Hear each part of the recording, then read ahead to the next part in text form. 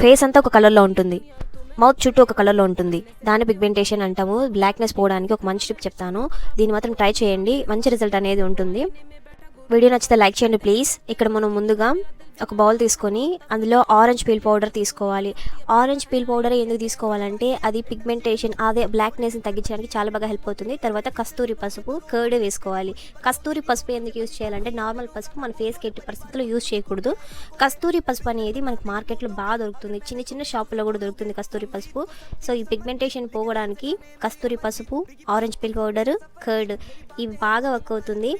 Weekly 2 times or 3 times పెట్టుకోండి mouth చుట్టూ. తర్వాత దీన్ని రబ్ చేస్తూ తీయాలన్నమాట. ఆ విధంగా తీయడం వల్ల ఆ బ్లాక్నెస్ అనేది కొంచెం వెళ్ళిపోవడం స్టార్ట్ అవుతుంది. ఫేస్ కూడా ఈవెన్ టోన్లో కనిపిస్తుంది.